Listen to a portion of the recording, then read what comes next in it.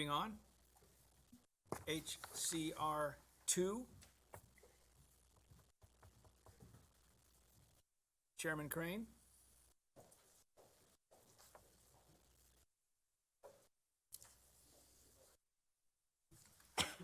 Welcome.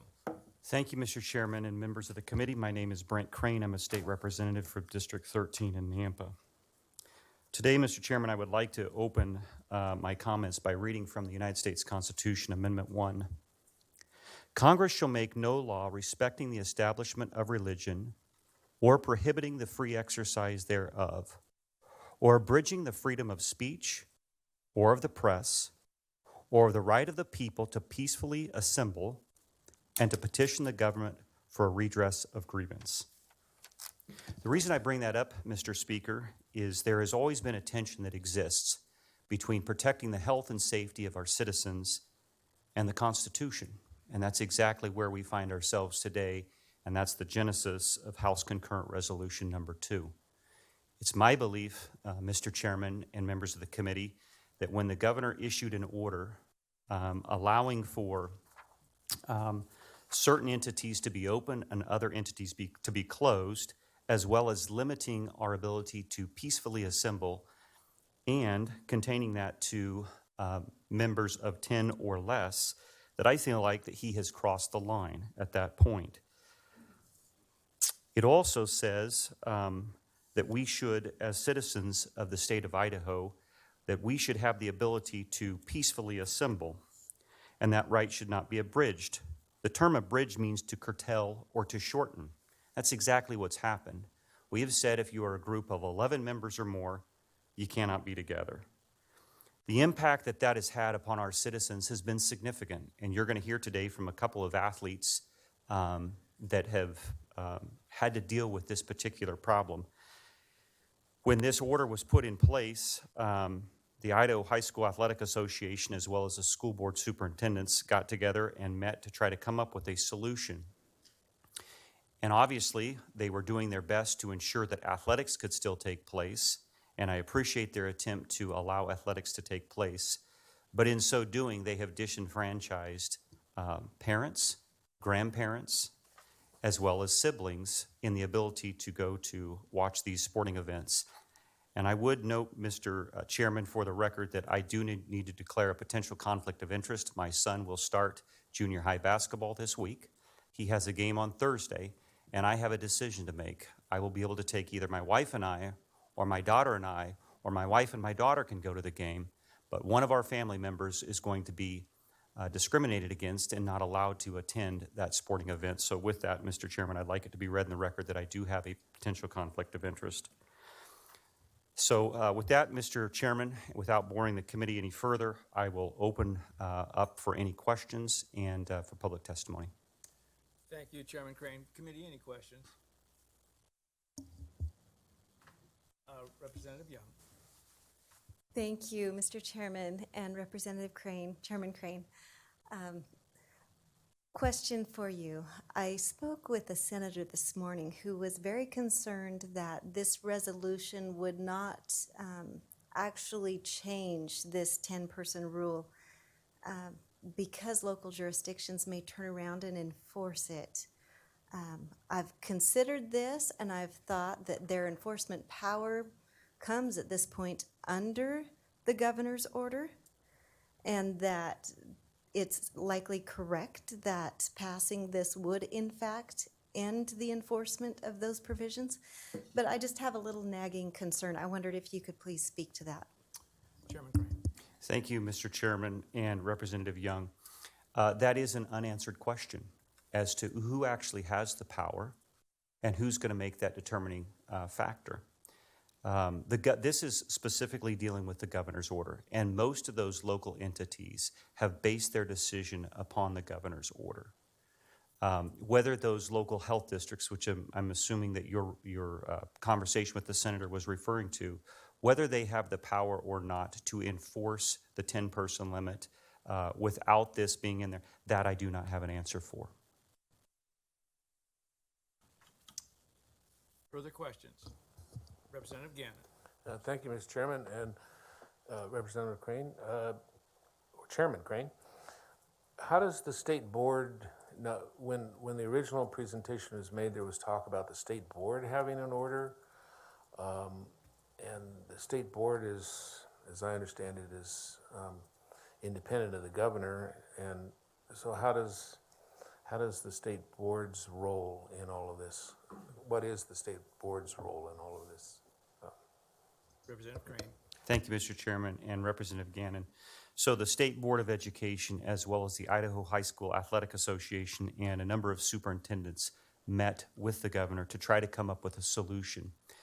Because what was happening is parents were being entirely disenfranchised and were not allowed to participate in watching their children play sports. So the current compromise that was put forward from that working group was to allow, I believe it's two, each athlete can have 2 members in attendance to watch them play. The problem that they are currently experiencing right now is between the JV and the varsity game, they are asking that they vacate the gymnasium, that they sanitize the gymnasium, and then come back in for the varsity game. Well, the dance teams are performing at halftime. And so the dance team parents are not allowed to go into the game and watch the entire basketball game because that would be a violation of the 2-athlete or the 1 athlete, 2 people order. And so those individuals aren't allowed to come in at all. So from my perspective, we need to wipe the entire slate clean and start over and allow these folks to get in there and watch a sporting event. It's interesting, Representative, I got an email this weekend from a lifelong Democrat who said to me, he said, "Thank you for bringing this."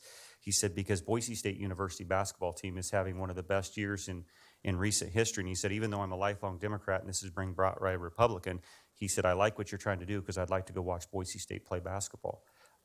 So anyways, that's the attempt. Representative Mathias. Oh, I'm sorry. no, Representative Gannon, have you got a follow-up? Yeah, thank you, Mr. Chairman and Representative Crane. So if this were to pass, then the governor would still be able to, well, let me go back to my original question so that I'm clear. The state board, has the state board made orders or directives to the educational institutions that it controls with regard to gatherings of more than 10 people at sports events? Chairman Crane. Thank you, Mr. Chairman and Representative Gannon. Yes, they have provided guidance to local school districts. And the way the enforcement provision works is that it's only so the 2 teams are playing. Let's take Boise High and Capital. And one of those teams can turn in the other team if there is a violation of this rule. So they provided guidance as to how that works. So a spectator could not be there and just say, "Hey, we think they have more parents in the stands than should be allowed, so I'm going to turn them in." There is guidance provided by the state board over how that's implemented. Representative Gannon. Thank you, Mr. Chairman. So what I'm thinking is this particular bill or resolution we have, it's not going to apply to the state board. So how is that going to, what kind of effect or conflict will there be? Chairman Crane. Thank you, Mr. Chairman and Representative Gannon. The reasoning that the state board has provided that guidance is because under the Stage 2 order by the governor that there's only going to be 10 members or more gathered together. They created then this opt-out clause or this provision in there to allow each athlete to have 2. I think it's going to put pressure on the state board to say, well, now we don't have to comply by the 10-person order, and so therefore we can put any guidance in whatever manner that we want. And I can tell you from constituents all over the state of Idaho, which I've heard from this weekend, this is a significant issue, and they will be facing pressure to go ahead and allow parents, grandparents, siblings to come in and watch those games. Representative Mathias. Thank you, Mr. Chairman. Representative Crane, it's the Martin Luther King holiday, and you brought up the word discrimination, so I naturally peeked up. You said that when we are being forced to make decisions about who in our families can attend these sporting events, that equates to a form of discrimination because there's capacity issues and we're going to have to decide what we're going to do. Fire departments set capacity limits for safety reasons, also for safety reasons. Do you believe that fire regulations setting capacity on gyms are also discriminatory? Chairman Crane. Thank you, Mr. Chairman and Representative Mathias. There's always a tension that exists between health and safety and the First Amendment and where that lies. We have given that authority over to fire officials as well as building officials. Any building, when it is built, is giving an occupancy rating. And the number of occupants that are allowed inside that building so that they can safely get outside of that building. There's also fire regulations that go with that particular building, whether that building has to be sprinkled, whether that building has to have a fire alarm system, how many egresses it has, stairways, widths of hallways, doorways, etc. That's all part of making sure that that building is a safe structure and that individuals can egress in and out. And so I feel like that is a fair way and an agreed upon way to make sure that our buildings are safe. I feel like, however, telling individuals, parents, grandparents, siblings, you can't come into this game because there's a potential virus is discriminatory. And you will hear from members, should this go forward, you're going to hear from members on the floor where state championship football game took place outside.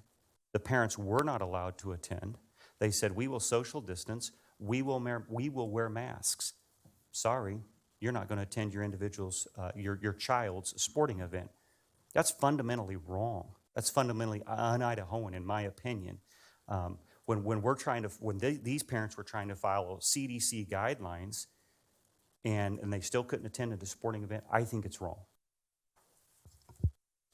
Further questions? Chairman Crane, I have one question. Have you, and if this is out of bounds, just say so, have you considered the next step if indeed this resolution does not accomplish the task that you'd hope for the school districts or the health districts, and they continue to impose these restrictions? Have you considered another resolution or another step if this doesn't satisfy your concerns?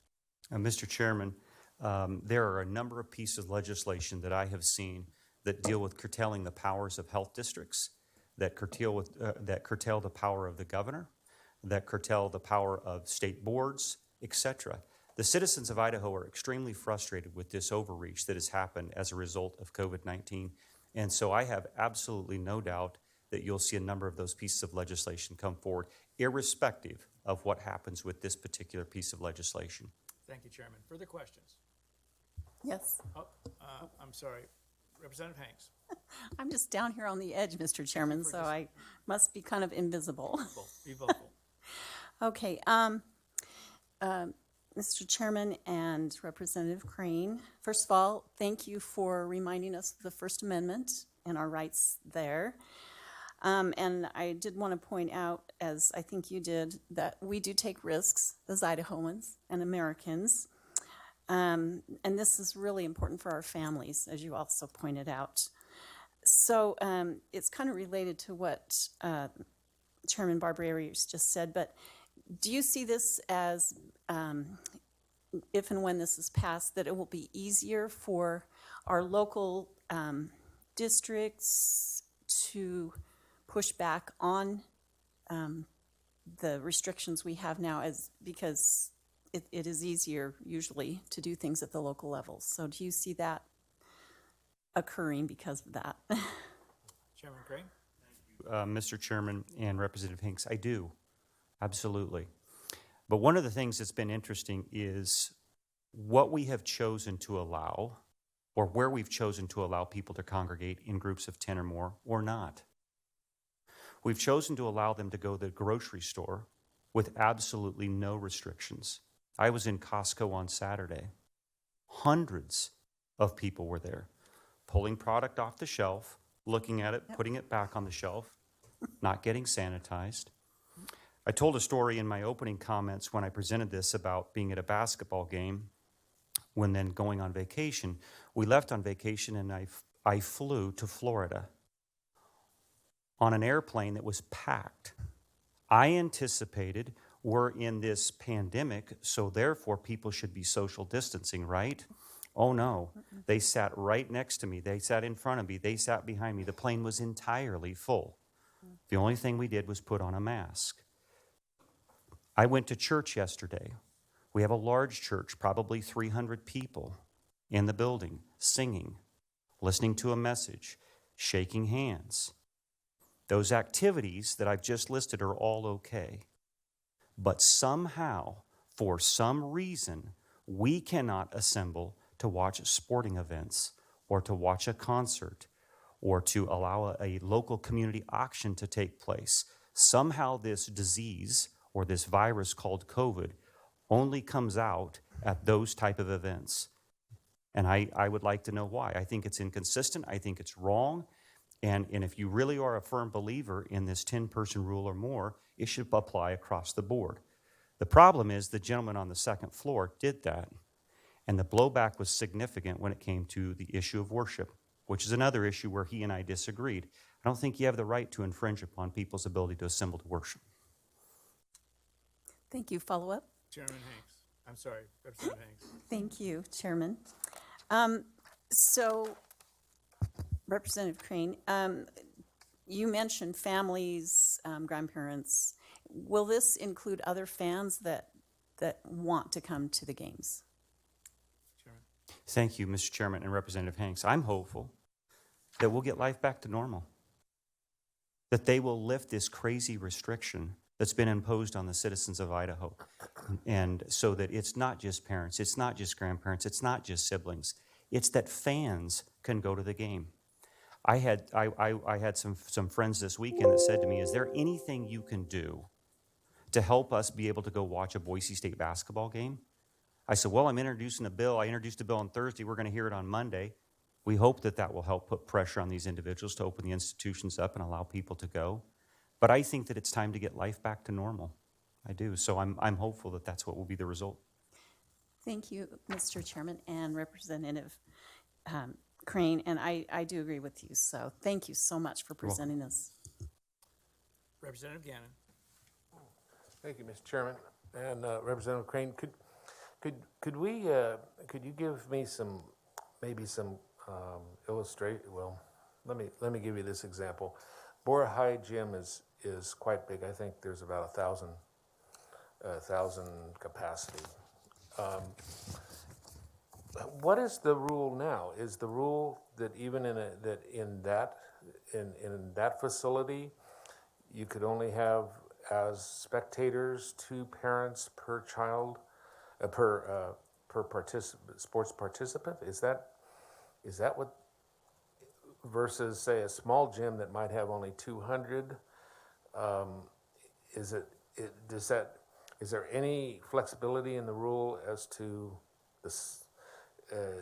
That the number of spectators might increase in a bigger gym as opposed to a smaller? Is there anything in there?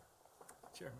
Thank you, Mr. Chairman and Representative Gannon. My understanding is that it's irrespective of the occupancy type or the occupancy for that facility, that it is simply drawn at a limit of 2 per athlete. And so whether in your case, whether it's Bora, you're still going to only have 20 members. What has been interesting is that some districts are interpreting that the home team can only have 20 members, but the visiting team cannot have. And so there is some variance there. Some are saying, no, we're allowing home and visitor to each have 20 spectators watch the game. But it's irrespective of whether or not it's a small gym or a large gym. And so I coached 5th grade girls basketball, my daughter's team this year, and we played in a league, a competitive league, and played a number of teams from Boise. But we would play in these small gyms where there's maybe 1 or 2 sets of bleachers, and that's it. And it would apply to those facilities versus Boise State University, Taco Bell Arena. Further questions? Seeing none, thank you, Chairman Thank you. Crane. Is Representative Ehart here to? Thank you, Mr. Chairman. I'm sorry. I'm presenting this on behalf of Representative Ehart. She has done the laboring oars work on this down in southeastern Idaho. She is in the state of Montana testifying on some other legislation that's up in the state of Montana today. However, she sent 2 capable athletes that you're going to hear from today, high school athletes, have very compelling stories. They were, I'll let them tell their stories about what the impact has been on them. Thank you, Chairman Crane. Mr. Jensen, you're first up on this. Please state your name and proceed. Well, Mr. Chairman, Representative, my fellow Idahoans, my name is Matthew K. Jensen, and right now I come to you more simply as an Idahoan. It goes without saying that one could describe the last year as all kinds of bad things, one of which was the mismatch between what the people wanted and the limits of the 2020 session, special session rather. This made an already insufferable situation that much worse.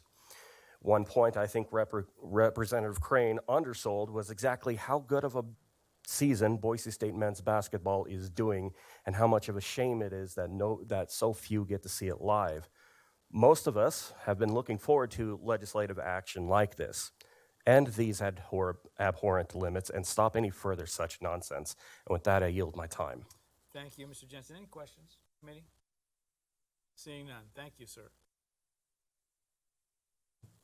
Ms. Hatch. Is that Mr. Hatch? That's all right. Just not reading your first name well. Please state your name and proceed. Yeah, sorry, I don't have very good handwriting. All right. Thank you, Mr. Chairman and committee members. So I am a football. Your name, please. Sorry, I'm Demick Hatch, and I am a football player and basketball player from my freshman through junior year at Hillcrest High School in Idaho Falls, about 4 hours away from here. I'm also part of the student council up at Hillcrest.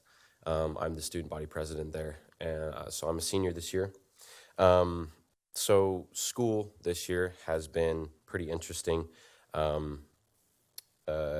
We've had no assemblies.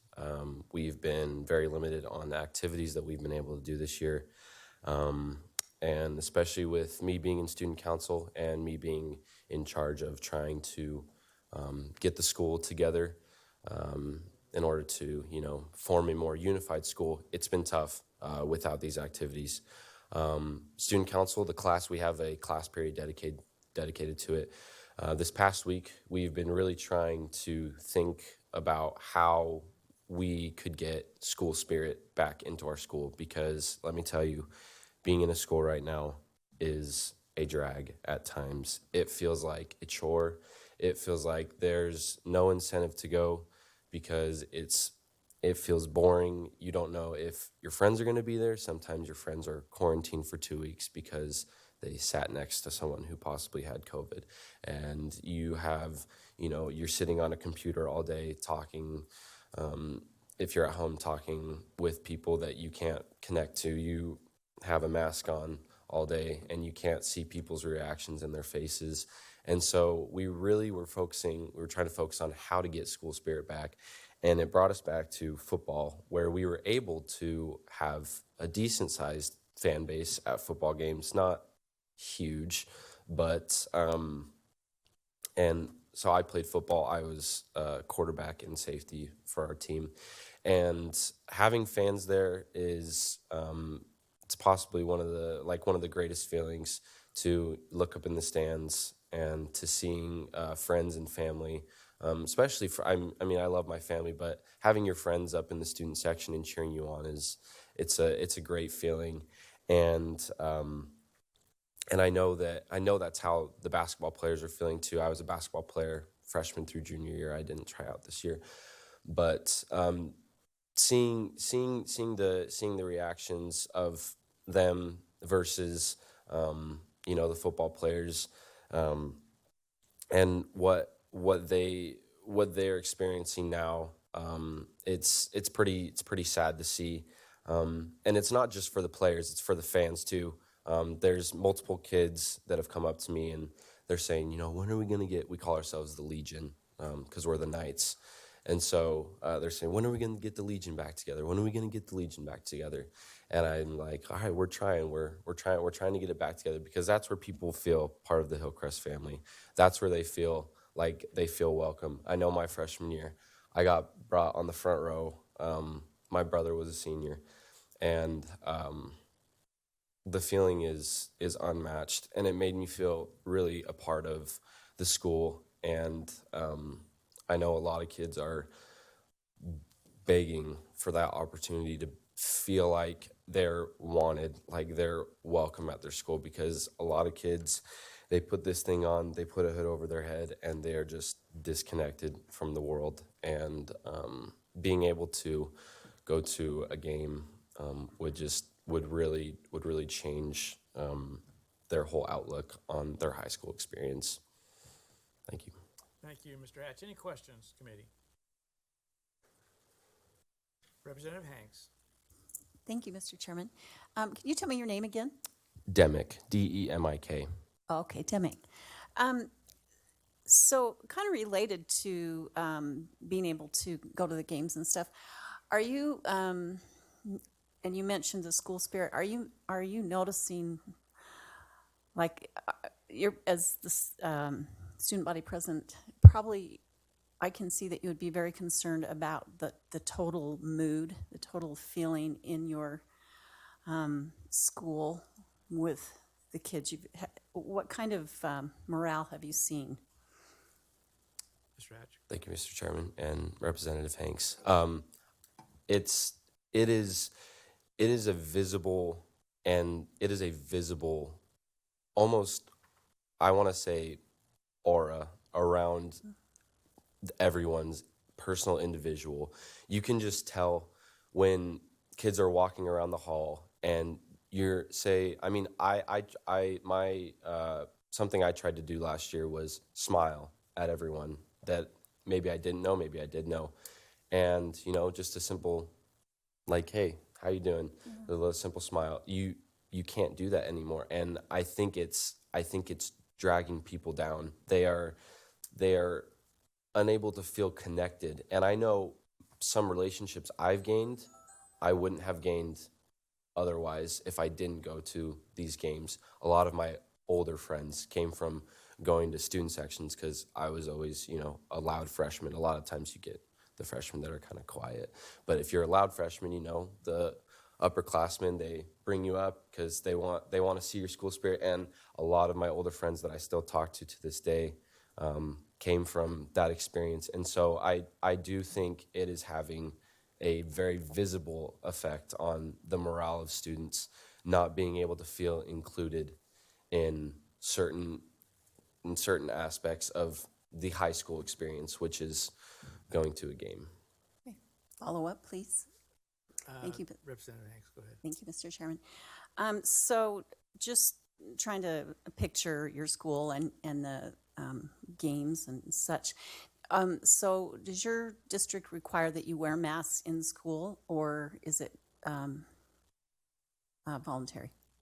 Mr. Hatch. Thank you, Chairman and Representative Hanks. Yes, it is mandatory to wear a mask at school. And when we did have football games, our student section and parents our student section was required to wear masks, and the parents, if they were socially distanced from the other parents, I believe didn't have to wear masks. But if they weren't, then they did have to wear masks. Thank you very much, and thanks for coming. Yeah, thank you. Mr. Hatch, I'm sure we all agree that it's getting more and more difficult to smile with our eyes. Representative Gannon, please. Thank you, Mr. Chairman. And Mr. Hatch, so that I'm clear on what's going on in the schools, you just indicated that at some of the events, the sports events, the students had masks in the student section, and then the parents, it was optional, depending on whether they were socially distanced or not. Is that? Yes, yeah. So are there more than two parents or relatives per student in the stands when you guys were playing your sporting events? Mr. Hatch. Thank you, Representative Gannon. So at our football games, yes. So when we were outside in the larger stadiums, it depended on what school you were at, because if you went to a Hillcrest game, they gave 4 tickets per athlete. But if we were going away to Blackfoot, they gave us 2 tickets per athlete. But then Blackfoot would have 4 for if you were a home team versus the away team. So it all depended. But yes, at the football games, it was possible to have more than 2 per player, but at these basketball games and all the indoor sporting events, it's been just 2 per athlete. And follow up, Mr. Chairman? Representative Gannon? Thank you, Mr. Chairman, Mr. Hatch. So at the basketball games, there are no student tickets or student section, just the number of basketball players, say there's 15 on the team, it'd be just 30 spectators per team at the basketball games, but in the football games, you'd have maybe up to 4 per student, and then you'd have a student section of maybe, am I understanding that right? Mr. Hatch? Thank you, Chairman and Representative Gannon. Yes, that is correct. So whatever number of players times 2 for the basketball, and then up to 4, I believe, at the football games back in the fall. And Mr. Chairman? Representative Gannon? Thank you, and Mr. Chairman and Mr. Hatch. And then at the basketball games, you didn't have a student section or any other spectators other than those parents? Correct. No student section. Okay, thank you. Further questions for Mr. Hatch? Seeing none, thank you, sir. Thank you. Thanks for coming in. Kyler Stevens? Please come up, announce your name, and proceed. Thank you, Mr. Chairman. I'm Kyler Stevens, and just like Demick, I'm a senior at Hillcrest High School, and I'm also serving as the student body vice president of our school. And throughout high school, I've had a lot of amazing opportunities to play different sports. I've played football with Demick. I was a safety and a wide receiver for our team, and I participated in track and field as well as high school lacrosse. And one thing I'm really passionate about is throughout my freshman through my junior year, probably some of the most amazing experiences I've ever had and best friends that I've ever created have come from attending sporting events like basketball games. And I worry for a lot of the incoming freshmen and younger kids who aren't getting to experience the same things that I did when it comes to attending games like these. And my brother actually, for example, is an incoming freshman at our high school, and I always would explain to him how much fun it was and how many people you got to meet, even from the other school and things like that. And I worry that they're going to be missing out on all these experiences and these social interactions. And so I was devastated this year to find out that all these opportunities were going away because of the COVID restrictions. And I was grateful to find out during our football season this year that they finally, in our area, they allowed us to have like Demick explained, to have a decent sized student section where they were all spread out. And I mean, after just the first game that my brother actually was able to attend, he came home the next day and explained to me about how much he felt accepted and included, and I mean, how much he felt like he was finally part of a team, which was our school. And I really think there's a lot of kids out there that need these opportunities to go to these social interactions and be a part of something where they felt like they belong. And so, but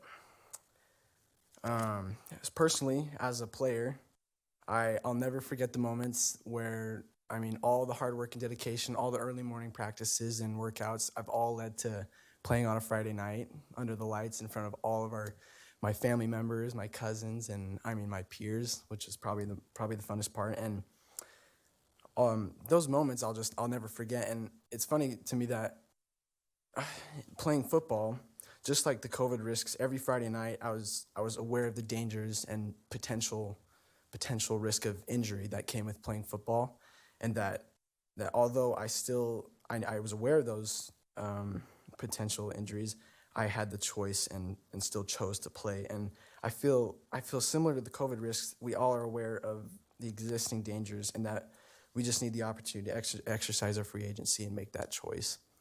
And so those who aren't currently playing sport and don't have the ability or opportunity to play a high school sport at that level need the time spent with friends, cheering at their school, forming friendships, and they need the personal social interactions, not just the virtual interactions that we have all day at school. And these interactions, I feel, are both beneficial to our mental health, as well as, I mean, just bringing joy and happiness into high schoolers' lives, and to be a fan. And I think that this is more a necessity now than ever with everything that's going on in the world. And I hope that as we slowly transition back to normalcy, that will be, a return of these social aspects will be a key feature in helping the youth in our area. So thank you. Thank you, Mr. Stevens. Mr. Stevens, you're talking about varsity and sports. Do you have any friends' knowledge of the people participating in plays, in choir?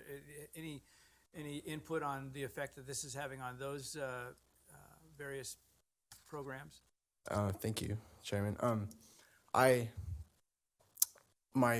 Both my siblings, actually, my sister is big in, she does choir, and she participated in plays this past year, as well as my brother.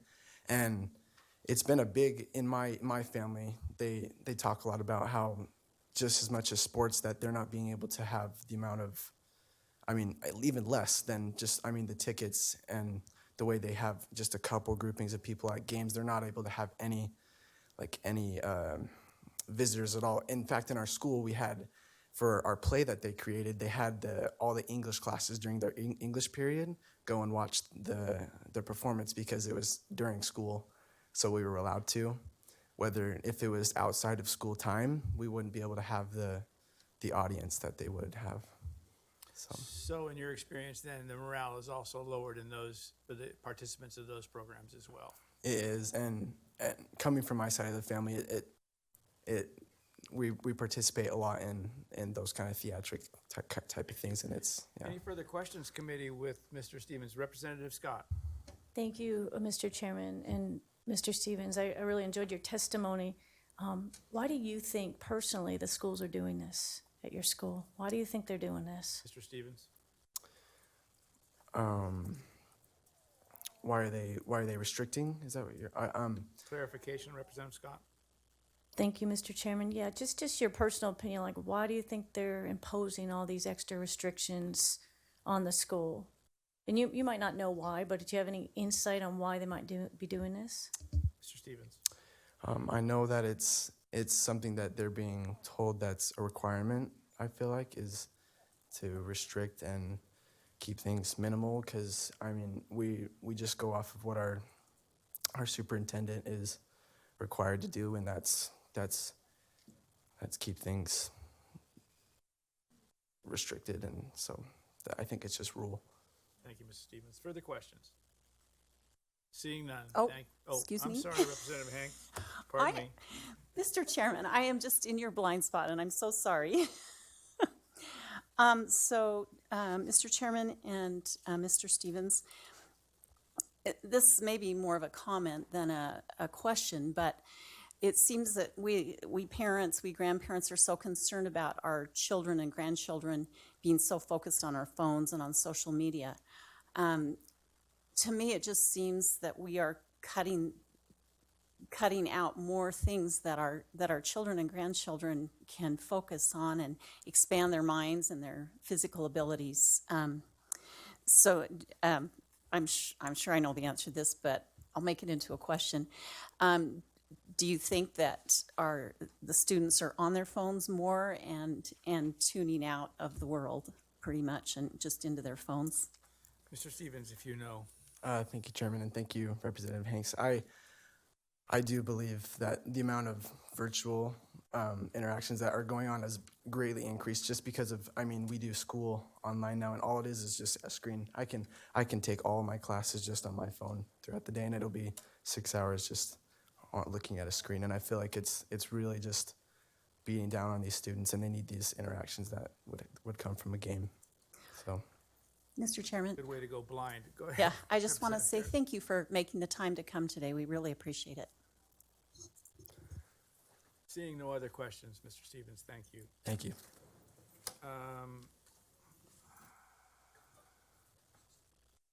Ms. Martinez, if you have more to say, Yes, Chairman, thank you. state your name and proceed. Rosa Martinez. First, if I could, I did want to speak to Representative Matthias and let him know that it actually is a, sorry, my son is 11 years old. He worked all summer because he was excited to make the band. And he worked all summer to buy his own drum set, and he made the band, and he hasn't been able to play. One, because band, they can't play. They've been doing it virtually. And two, because medically he cannot wear a mask, and so he cannot participate. So even if there was a band, he wouldn't be able to play because he cannot wear a mask. He also plays soccer, and he does indoor and outdoor. And indoor, they had said that they have to wear a mask while they're not playing. They can take their mask off while they are playing, but as far as parents go, they have to limit it. That would be okay for my older son, my 11-year-old, but my 7-year-old has sensory issues, and he cannot wear a mask because of that. So when he asked, am I going to play soccer again, he has a tendency to shut down, and that's having my husband and I, or even our older son there to help regulate his sensory. We're not able to do that because we're not allowed in, because I cannot wear a mask either. So yes, it is very disruptive, but it's also, it's getting into our civil rights because we can't help our children and we are being excluded. But other than that, it is true. Our children, like I said, they cannot play soccer because we can't watch them. And my children are young, and it's been hard to tell my kids, I'm sorry you can't play soccer because I can't be there. And if something happens to you, because you are medically fragile, I can't be there to help you.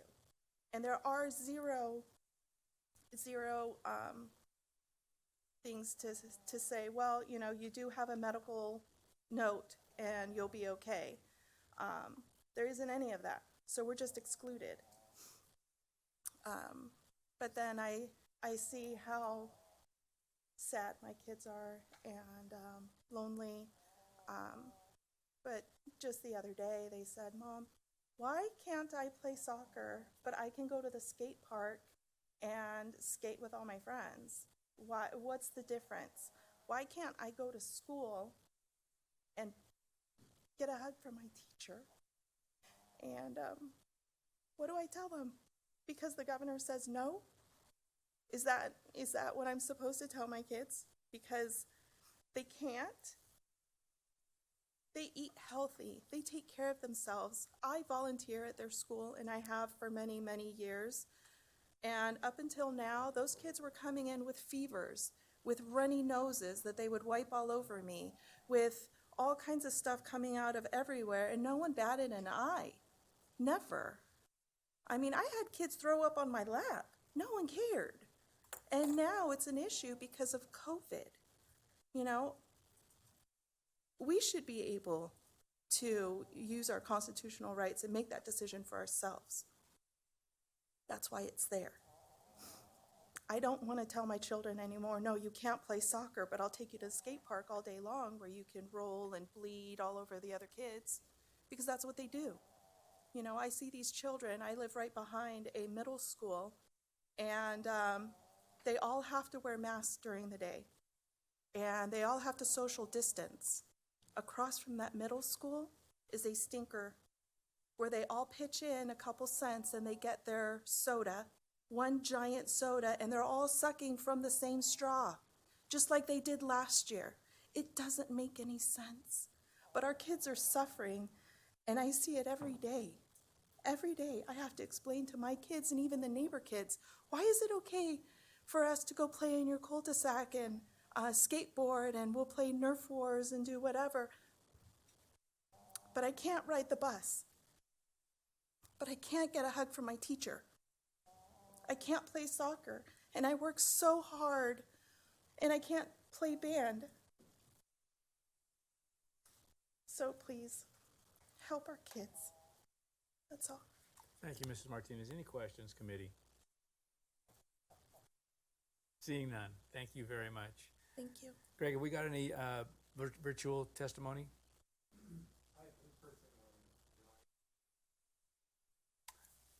Go ahead and allow them to speak if you can. Want to wait and?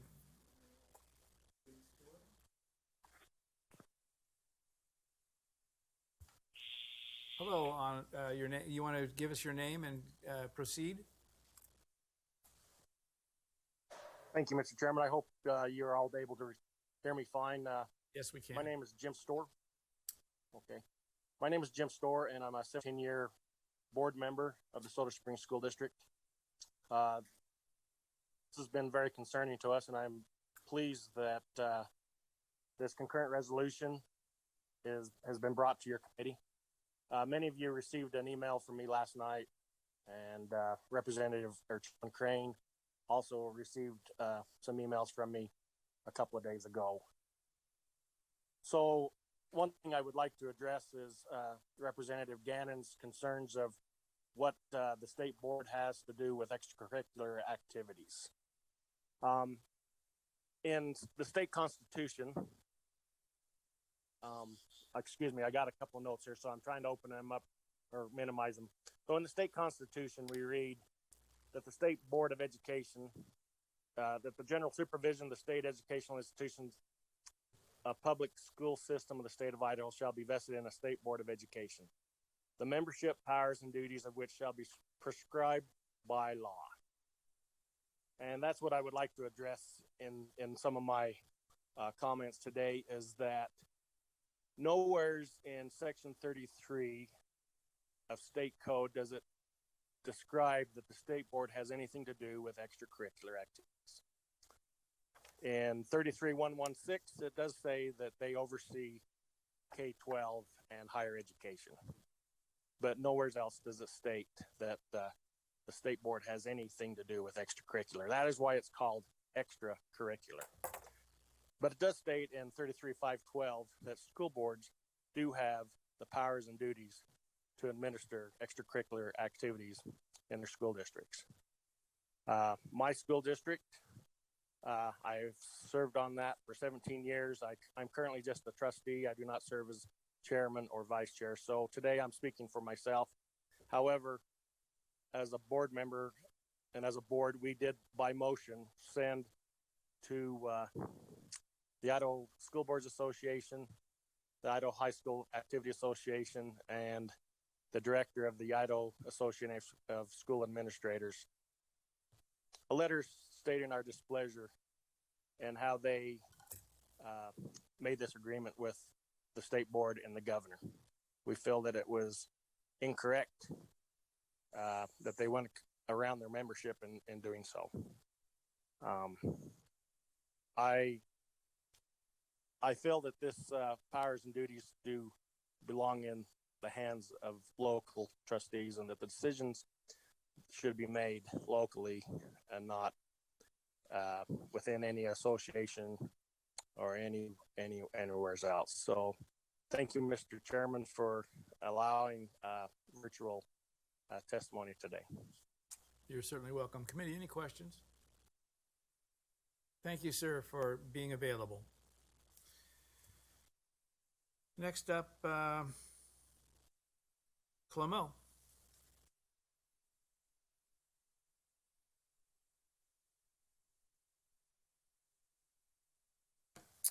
Mr. Chairman and committee members, thank you for allowing me to speak. As I sat here and listened to testimony. Again, state your name again. Oh, I'm sorry. I'm Dana Clemo. I just wanted to let you know that just listening to all this testimony, I found myself getting emotional. Never in my wildest dreams did I think that we would have to debate whether or not we could peacefully assemble. And the way it's affecting these kids' lives is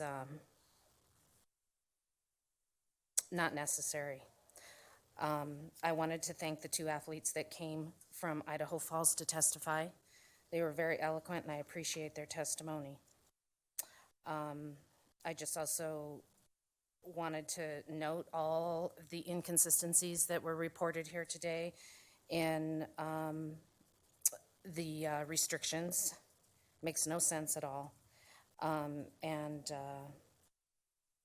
And I just wanted to also thank Representative Crane for bringing this forward. Thank you. Thank you, Ms. Cologne. Any questions, committee? Thank you, Ms. Cologne. Two more signed up to testify. Ms. McKinley.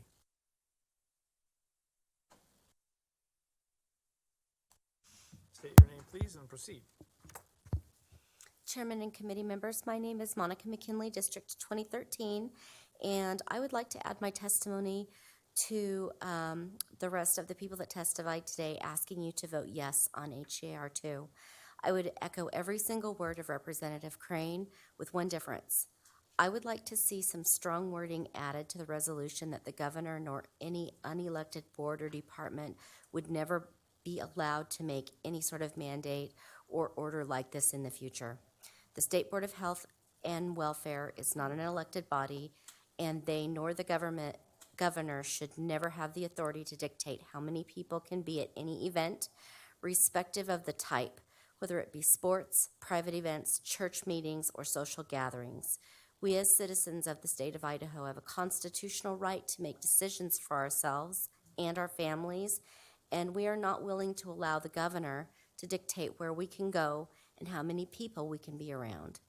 We are all, every single person in this room and every person that didn't get to sit in this room, are pleading with you to please vote yes on HJR 2 so that we can try to get back to some form of normalcy.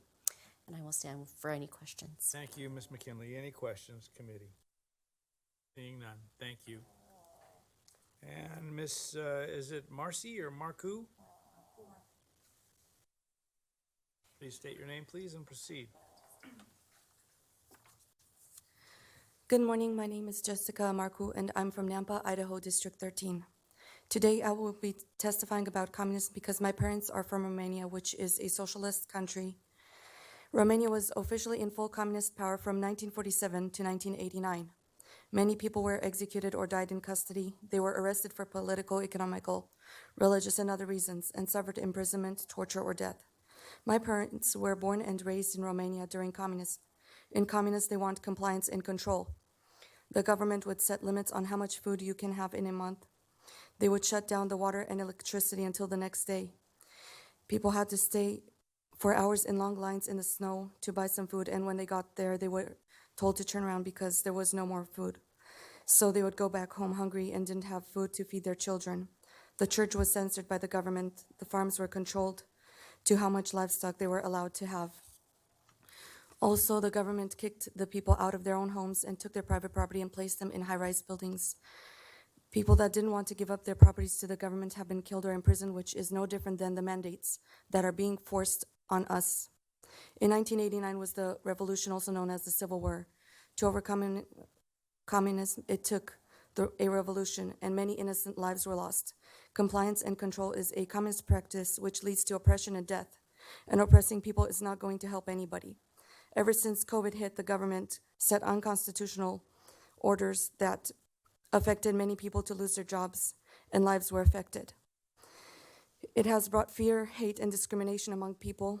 Our freedom and liberty has been infringed on. Our rights have been violated. I ask that you please stand with the people and do what's right. Please limit the governor's power and end the state of emergency now. Thank you so much. Thank you, Ms. Marcoux. Any questions, committee? Seeing none, thank you very much. That ends the individuals that have signed up. Is there anyone else that wishes to testify online or? None online, and I see no further volunteers. Committee? HCR 2 is before you. Representative Furness.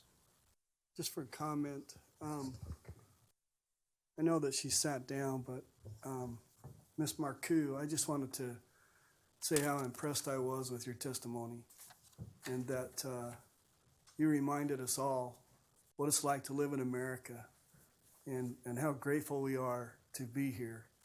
And to hear your story, even briefly, was touching and impressive. And I, for one, appreciated it. I wrote down many of the things that you said, and I won't forget it. So thank you for coming. Representative Skog. Thank you, Mr. Chairman. Comment. I appreciate all the testimony that we've heard today. We haven't heard from any scientists. Pull that microphone closer, please. I appreciate all the testimony we've had today, but we haven't heard from any scientists. The governor is trying to protect people from the big COVID. But you know, it's a matter of whose science that you follow. We can each choose our science that we want to. I'd like to see the local school boards and local communities choose which science they want to follow on the COVID. And this bill helps that. And also, a lot of my constituents from District 12 have been emailing me, and they're pretty darn angry about the inconsistent application of these arbitrary rules across our state and across our nation.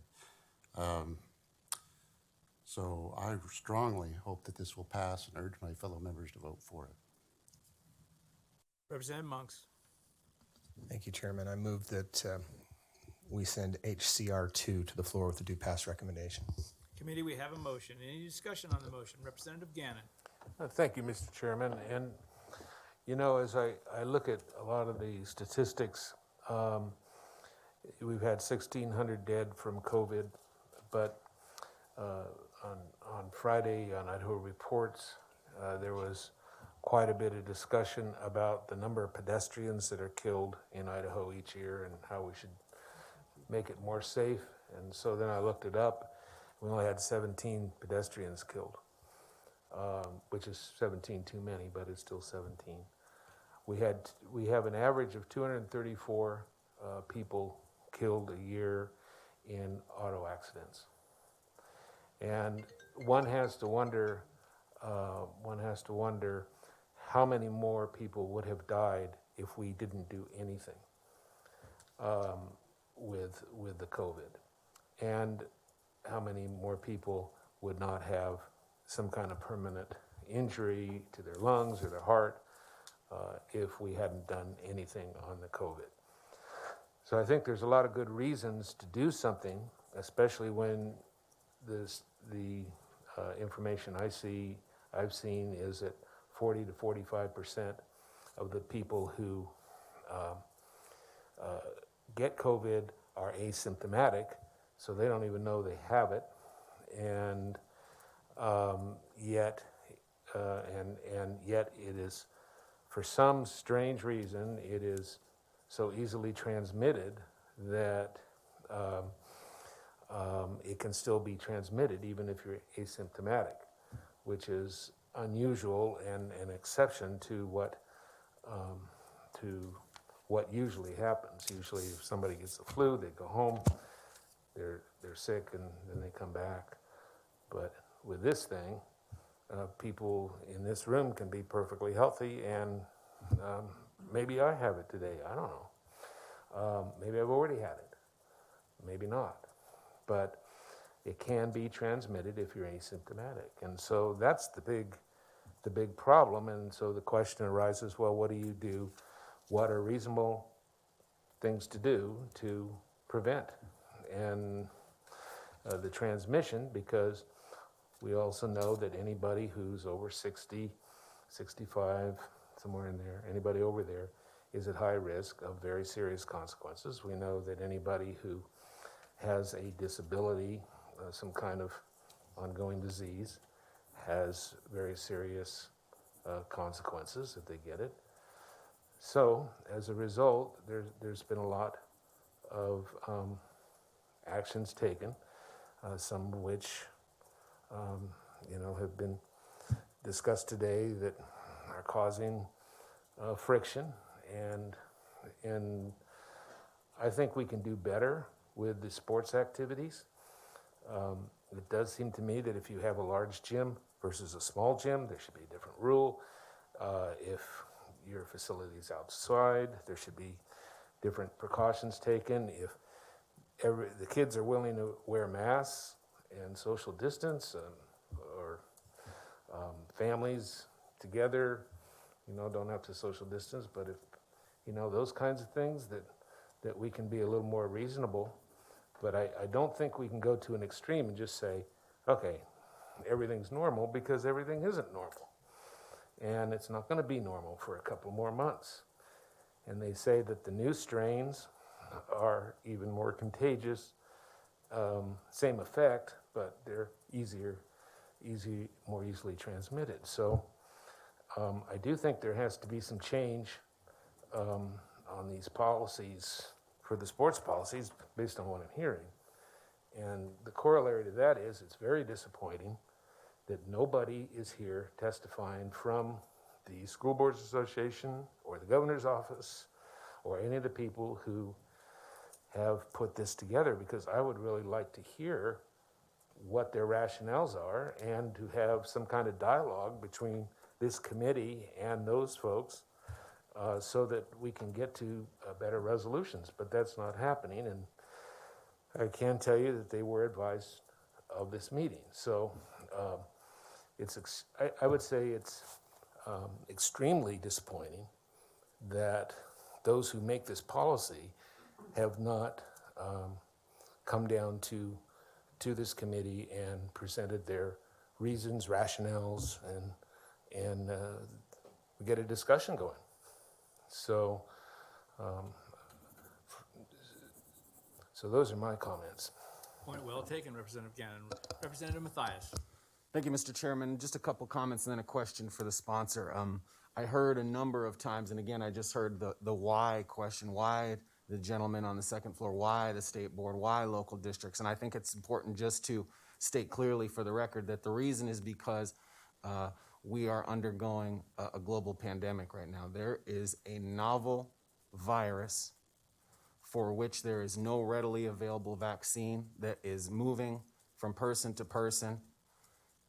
And if we don't stop giving it a place to live, it will cripple our hospital system, it will cripple our school system, it'll cripple our restaurant industry. So that is the primary rationale for why some leaders have taken certain steps. I think that's important. Second of all, I feel like we've been boxed in a little bit because we face a fundamental tension, not just in this committee, not just in the state, but in this country, because we are one of the few powerful nations in the world that asks our public school system to administer both the academic programs and also athletic programs. And it's why I think that this legislature passed a law, Code 33-512, where we've made it pretty clear that extracurricular activities like football and basketball are not a necessary element of our public school education. They're a privilege. So now my question is this. I agree that this is not a well-tailored plan that the schools and the athletic programs are operating. And 100 kids, 100 people in a small gym is a much more dangerous, transmissible event than 100 people in a big gym. I get that.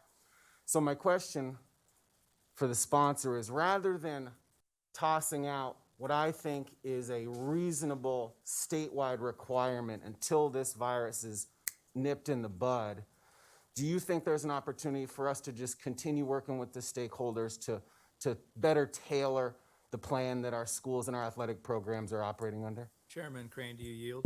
Certainly, I'll yield. And Representative Mathias, it's a great question, and I'll give you some perspective, some historical perspective. If this appears I'm talking down to you, please let me know, because that's not the intent. Read my heart. Sometimes, in order to get bureaucracies, agencies, and individuals that are making decisions to move, you have to move legislation forward, because they won't. It's very interesting, and I think your colleague there made a great point. None of those individuals that have made this decision have bothered to show up in this committee room today. No representative from the second floor is here. No representative from the State Board of Education is here. No one from the Idaho High School Athletic Association is here. And no one from the School Superintendents Association is here. Some of those agencies have individuals that are tasked with their sole responsibility is to interface with this body. And so sometimes what you have to do is move legislation forward in order to apply the pressure that's necessary to get the changes that are needed. And in this case, I think that that's exactly what needs to happen, is we need to move this legislation forward so that they can see that we're serious about this, that it will force individuals to come to the table and talk. And I would suspect you'll see these individuals show up when there's a hearing on the Senate side on this. Representative Mathias. Mr. Chairman, I just want to say there was no offense taken there, other than the fact that I am literally below you. So besides that scientific fact, no offense taken. Representative Furness. Thank you, Mr. Chairman. Just for a comment, and to follow up on what Representative Crane just said, in my district, we had a championship football game. He referenced it. I was on the phone with parents, with coaches, and then on the phone with the governor's staff, trying to work this out. How could we get more people in the stands? And how could we, so that these people could watch a championship football game? I got nowhere. I couldn't get any more into the stands than 2 people for the players. We had hundreds of people standing at the end of the field watching the game. They would have been much better off in the bleachers watching the game, social distance, wearing masks.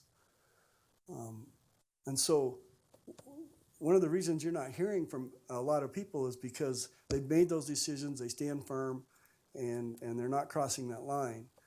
And the other is because there's a threat that if you don't follow these rules, you will not be in a championship game when they come up. And so they walk a fine line at the schools and all those positions because they don't want to lose that ability to compete in a district level. And so Representative Crane is absolutely right. The only way to move this forward and to get past some of those obstacles is to present legislation. Chairman would like to make a comment too. I think that this is a concern that those that are making these decisions are not taking this committee seriously enough. Representative Gannon. Oh, thank you, Mr. Chairman. And I just wondered if Representative Furness would yield to a question. I just had a Furness, do you yield? easy question for him. I yield to an easy question. Thank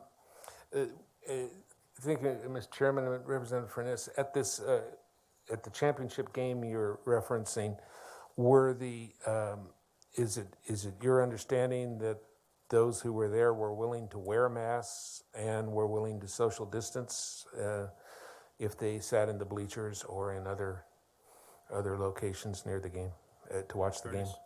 Mr. Chairman, Representative Gannon, yes, in fact, the parents came to me, made a deal that said that all families would sit together, they would social distance, all people in the stands would wear masks. The parents would police that at the gate to make sure that everyone had a mask. That was the deal I put forward to the governor's office, and I got nowhere. And one other follow-up, Mr. Chairman. Representative Gannon. Thank you, Mr. Chairman, and Representative Furness. Approximately what date was this, and which teams were involved? And can you tell me? Representative Furness. I don't know what the date was. Well, the exact date. Was it in October? Yeah, it was in November, I think, and it was Rigby and a Boise team.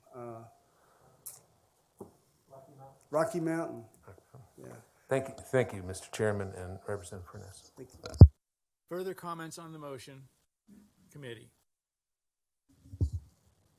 Seeing none.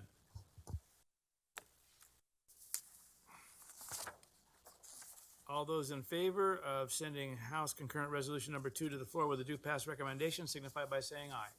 Aye. Those opposed? Nay. 1 nay. Representative Mathias, do you want to be recorded as nay? Representative Mathias says nay. Committee, thank you very much for a good, strong, hard work today. The committee will meet tomorrow at 9 o'clock. Any further business? We're adjourned.